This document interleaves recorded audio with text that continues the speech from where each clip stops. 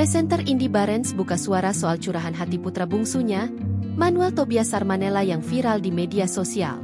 Menanggapi curahan hati putranya yang viral, Indy mengaku sempat bertanya langsung pada putranya. Dia bilang, "Aku bikin cuma buat lucu-lucuan aja," ujar Indy dirumpi.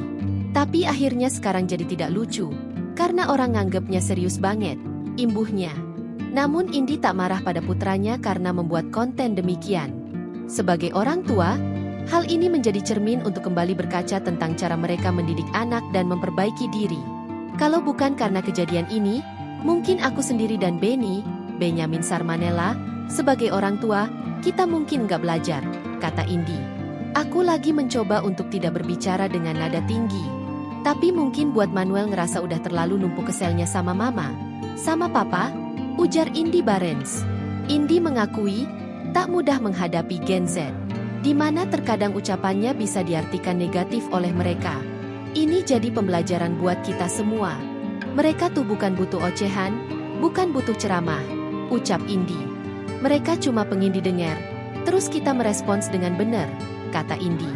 Oleh karena itu, Indy juga meminta maaf pada putra bungsunya itu jika memang cara didiknya selama ini ternyata melukai hati putranya.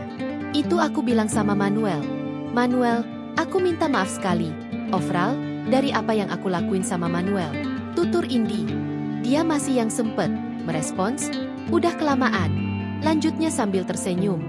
Diketahui sebelumnya, putra bungsu Indy Barens mengunggah video di media sosialnya pada akhir Januari 2026. Dalam video yang telah dihapus itu, Manuel mencurahkan perasaannya sebagai seorang anak yang mengalami luka batin akibat ucapan orang tua.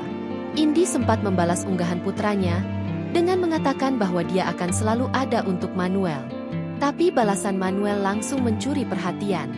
Satu lagi ini, buat apa mama takut untuk berbicara sama aku? Malah aku lebih takut untuk ngomong kepadamu. Pendapat dan plan aku suka nggak didengerin. Suka terlalu dipaksa, tulis Manuel. Suka selalu anggap anak itu selalu salah. Wajarlah anak merasa lebih nyaman sendirian untuk melindungi diri dari kesalahpahaman. Gimana anak mau nyaman kalau ortu ada di sekitarnya kalau begitu caranya? Lanjutnya. Download Tribun X sekarang. Menghadirkan lokal menjadi Indonesia.